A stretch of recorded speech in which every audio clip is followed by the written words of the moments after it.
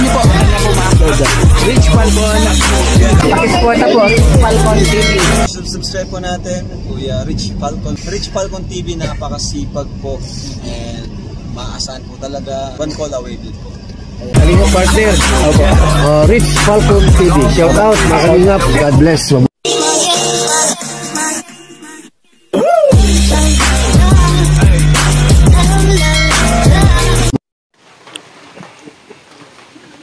Ayan po, Tabs Lena. Bali, ipapuputol na natin itong puno na ito. Kasi dumadami na naman yung bunga niya. At kagaya dito, tignan nyo, sobrang lakas ng hangin. At may tendency kasi na nakahapay na itong puno na ito dito sa bahay. O, kapraso na lang. O. Nakahapay na siya sa bahay. So, pinaputol na namin siya. Papuputol na namin siya ngayon. Pati yung isa na yon. Yan, medyo baka daw kasi tamaan yung pader ng ng pagbagsak ng nyog. Ang gagawin daw ni Kuya diyan ay tatanggalin muna yung taas. Kuya, magkano nga yung kapag yung taas muna ang tatanggalin? 1-2 po.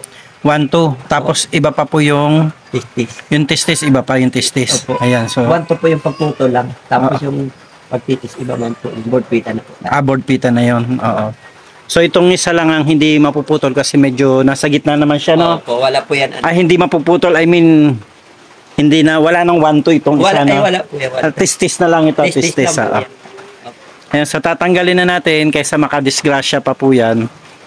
Ayan, at saka naglilinis-linis na tayo uli kahit na medyo maulan dito, oh. Ayan yung mga nilinis natin na nung nakaraan.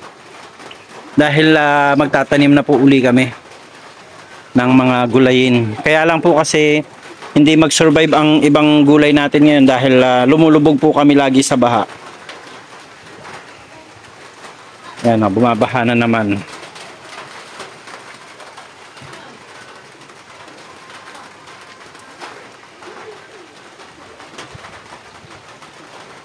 Kaya naglilinis-linis muna tayo uli dyan. At saka kapag natanggal na po itong nyog na to, ay makakapagtanim na tayo dyan ng maayos na mga halaman, mga bulaklakin.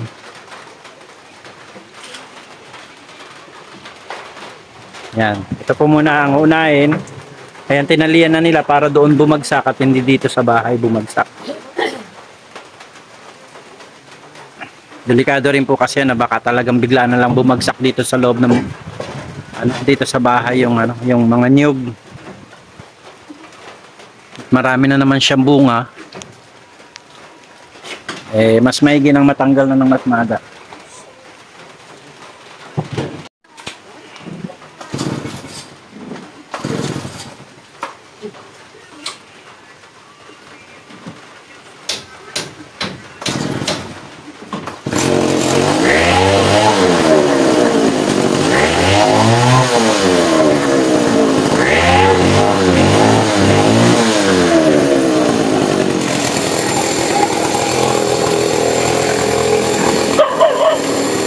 Hey.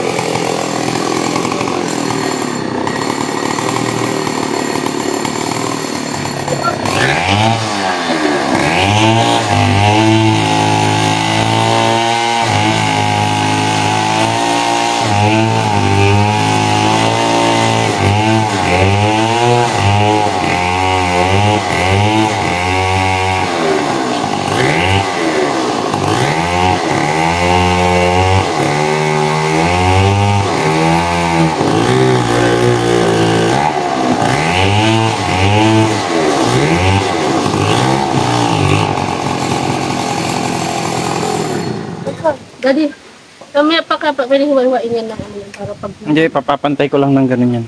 Para may mapatungan ng Laman. laman. Okay lang yan, ayusin ko na lang yan. Bakit talaga, pag yun pa lang. Mabigat yan ay. Saan yung papapuntahin yung isa? Hindi. Diyan din ang bagsak nitong isa, kaya lang puputulin muna ng unti-unti doon sa taas. Talaga mahaba yung isa? Oo, mas mahaba. Ito nga, umabot doon oh. Yan nga, yung papaya na bunga, ba't hindi nalaglag? Ay, makapagawa kong walis. Oh, mga kagawa kong walis, marami yan. Ay, kuya, pwede mo kaya po. Itak. Itak daw, itak. Ayun, itak sa ulo ni dyan, kuya. Ayun, oh, kuya. Umuulan po dito ngayon.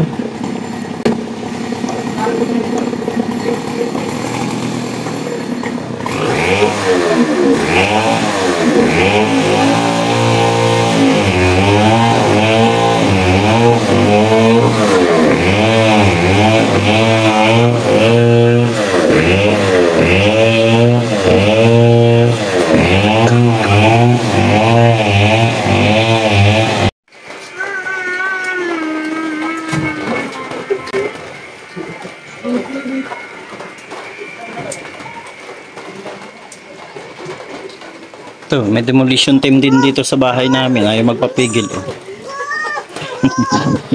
Sumasabay sa nasa labas. Kasi sakit na ito sa mata. Gusto na niyang tanggalin yan at kasi nga po nakausli nga po yan. Ayan. Tignan natin. Ibabalik din po yan. Babalik ko yan, didikit. Tatanggalin lang po, ibabalik din. Tatanggalin lang itong nakausli oh. Yan. Ayaw papigil eh. Ay may ginagawa pa po sa loob. Ayan po nakausli na yan. Yan. Siya. So, ang gagawin po namin yan, ilalapat namin yan dyan sa dingding para hindi po siya nakausli at nasisikuhan sila eh. Mabarap ko sa pinto. Laki na pa may palko.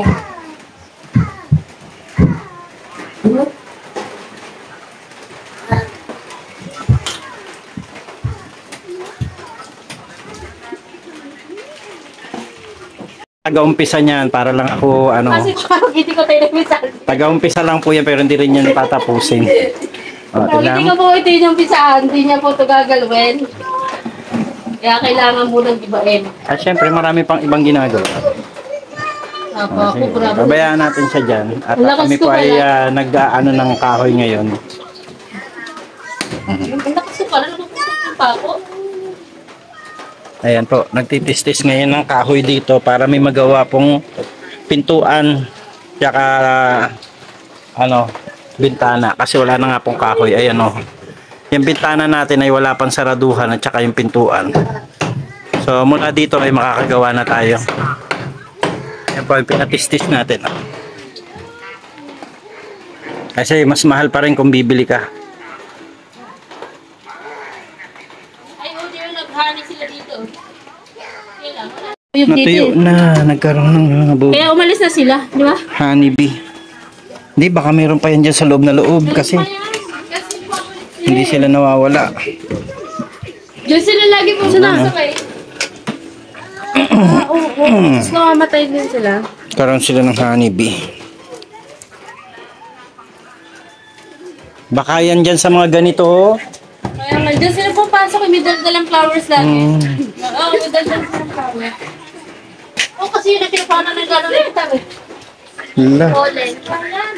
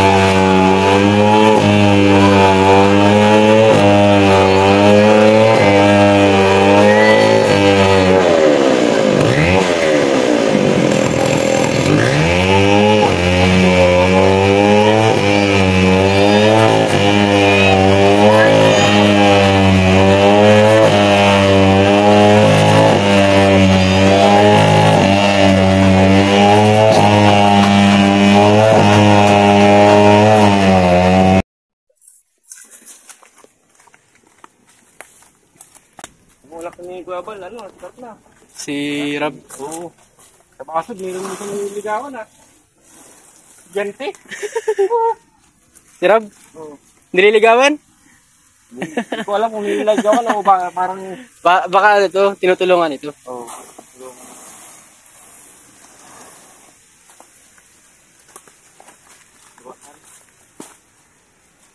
Estudyante pati yun. Sino? Nasa TikTok niya. TikTok niya. Ah, si ano.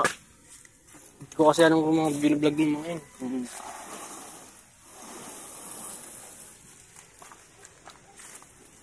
Alex, magaling din mag-vlog, yun. Mahal ito. Katulad dun, yung ano. Ah, nag-deliver kayo dun sa kanila? Oo. Kanina? Saan? Sa Amambugan?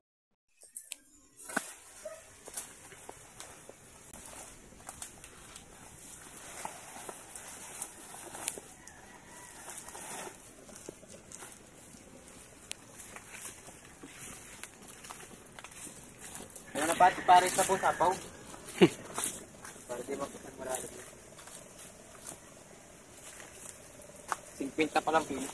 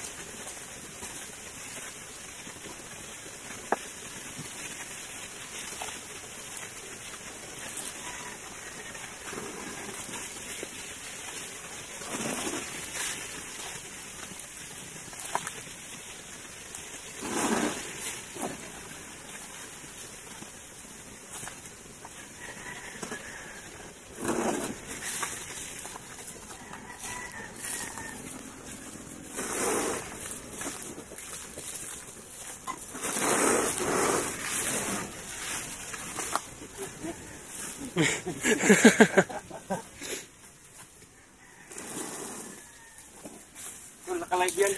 Doy? Dapat nila-live po parang Ay, pen. parang ano eh. Yung ano baga? Yung pilay. Sino po? Yung amo ni Alex. Si ano? Matanda. Ay, di ko... Baka si ano? Ang pangalan?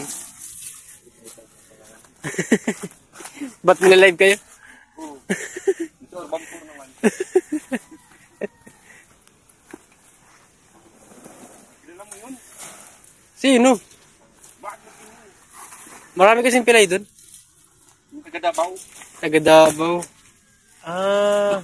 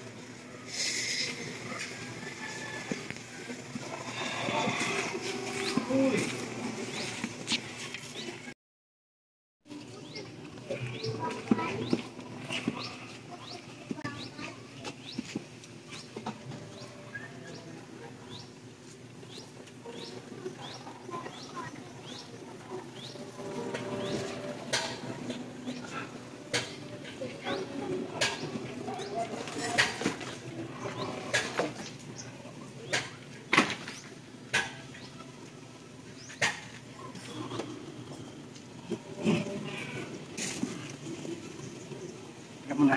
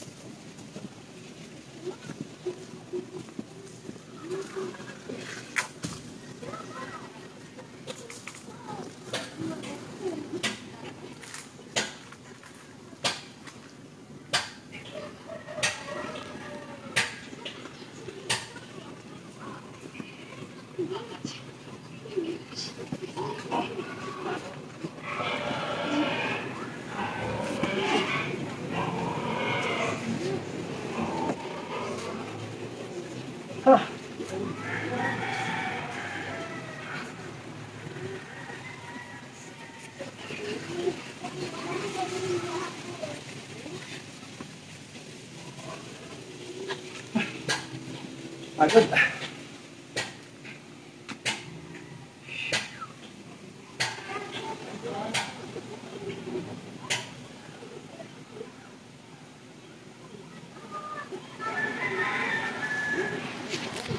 Ayan na po, magandang umaga po sa ating lahat mga kalingap. Ito na, finally po ay nahahakot na yung ating mga kahoy. Dadaling kila Kuya Ruel. Yan po yung mga anak ni Kuya Ruel, si Dudoy at saka si Totoy. Yan si Kuya Ruel ang nagkakarga. At ito si ano, brother. Kumusta ka? Viral po yan. Viral. Viral po yan. Si Maki. Yan, shoutout kay Maki. Ayan ang kasama natin dito ngayon at siya ang nagbigay sa atin ng opportunity na mai-transport na itong mga kahoy. Buti naman bakante ka ngayon. Oo, linggo. Ako po ay sumaglit sa simbahan. Ayan, nag-ano tayo para kahit papaano po ay may blessing naman tayo. After ng church, eto tayo ngayon, naghahakot tayo ng kahoy.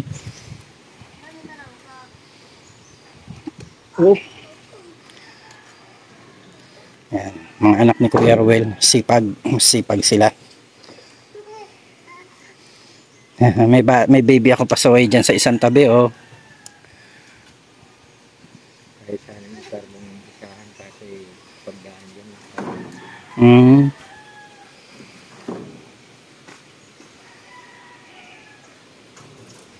Papagawa nga ako ng puso. Ayan, marami pong salamat kay Cubs Lena Barbose sa pag-donate niya po nito mga kahoy na ito. Ayan, thank you so much sa iyo, Cubs. Si Lord na bahala magbalik sa iyo ng favor. Siguro, okay na. Karga mo na yan. Hindi ito pwedeng biglaw.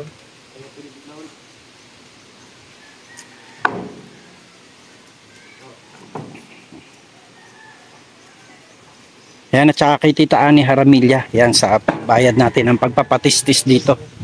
Thank you so much po. God bless po sa inyo. Ayan, hindi po kaya ng isang kargahan, kaya 2 karga ang gagawin.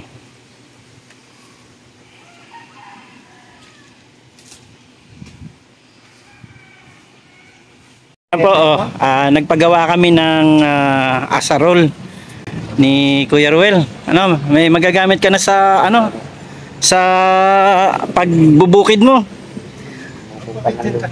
Ayos ba yan?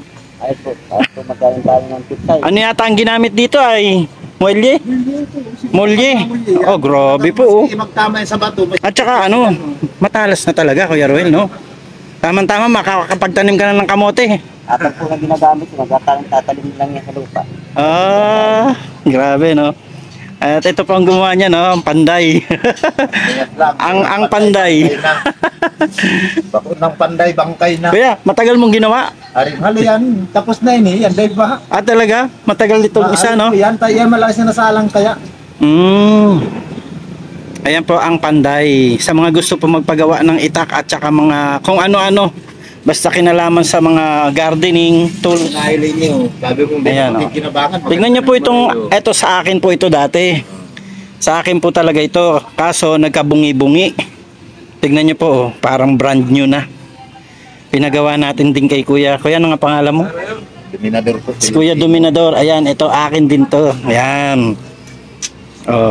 Kasi pag nagtatadtad kami ng mga pagkain ng baboy, bungi-bungi tsaka tumatalsik. Pero ito po ay binili natin. Ayan, ito po ang binili natin sa kanila. Meron akong 3 itak. Tapos Kuya Ruel, meron namang asarol. Grabe, oh. Ayos ba, Kuya? Masaya ka ba dyan? Ito po ang nakalala ko rin dumating ako dyan. Sabi ko, mahanap-hanap.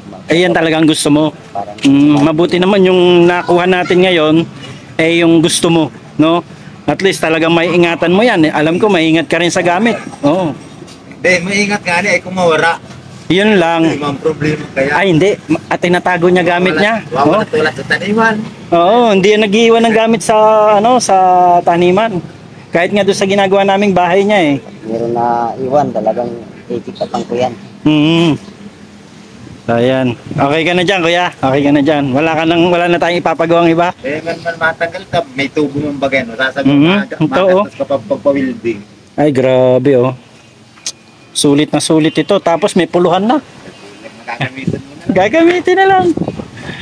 Ayan. Ngayon po. Hindi ka na makahasa at matarum na. Oo nga eh. Naayos ko na yan. Ngayon po ay naghahakot tayo ng mga kahoy para po sa bahay ni Kuya Ruel. Dinaanan po namin yan dito. Ay, yari na po pala talaga. Ano, Kuya Ruel? Matapos na yung bahay mo. Nandun na rin mga kahoy, ano? Wala palang problema ang paghakot. Ano lang tayo, nadala lang tayo ng mga kwento-kwento ng iba, no? Kaya natakot kami kasi sabi baka hulihin kasi galing sa bahay namin yung pinutol na nyog. Yung pala, Bagong testes po, bagong testes. medyo pinatagal ko ng konti doon. Mga 1 linggo, parang inamag-amag konti. Ay man ito sasabi lang pansadiri, di man pupulen na. Kaya nga, tsaka ano naman yan eh, dinonate lang namin yan. Yung aming may-ari ng bahay na tinitiran ko. So, pasalamat tayo kay Lena Barbose. Pasalamat po ako sa nagbigay ng material sa bahay. Ayan. Ayan. So, masaya na si Kuya Ruel. Mabuti pala hindi ako nakaalis ngayon, no? Wala ko po, makayos ka po. Kaya nga eh, para iniisip ko nga, nalungkot ka bigla eh. Di ba, Le? At least andyan na yung mga kailangan natin. Yan. So, susunod magpapagawa tayo ulit dito. Gusto ko ng ganyan. Papagawa din ako ng ganyan. Ito pong panday dito, no? Kuya, ilang taong ka nang nagpapanday? Ano na po? 30 anyos na. 30 anyos na? Wala So, pa rin pagkasinso. Yan talaga yung pinangbuhay mo sa mga anak mo? Hindi po pag... Ilang taon yung Ano lang po? nag-umpisa kang mag-practice niyan? Ano pa lang po, elementary pa lang. Talaga? Makakagawa ng kutsilyo pang baon-baon. Oo. Kaya na nakatapos pang-biskila. Ibig sabihin yung magulang mo kuya ay panday din. Hindi masyado. Luluhin ko lang ang panday. Lolo mo yung Lolo panday. ko sa... Tapos ikaw ang nagmana, no? Ang tatay ko talaga, Mm. para kawit ninyo, mahilig si tatay sa mga baboy. Mm. Yung ganun ni itong panahon. Talaga? Kupra. Mm-mm. Tatawa ko magtanong. Ibig sabihin kayo talaga pala ang nakatira dito? Finance lang kasi namin tatay ko. Pati ang bilir na yun, kay Lolo pa yan. Tapos tapos sa mga pa yan. Duman nga kami na ako sa mga tiyong kaya ng mga pang... Kaya pala medyo kilala-kilala mo sila. Ano baga, sa Maamiris. Mhm. Tanong-tanong.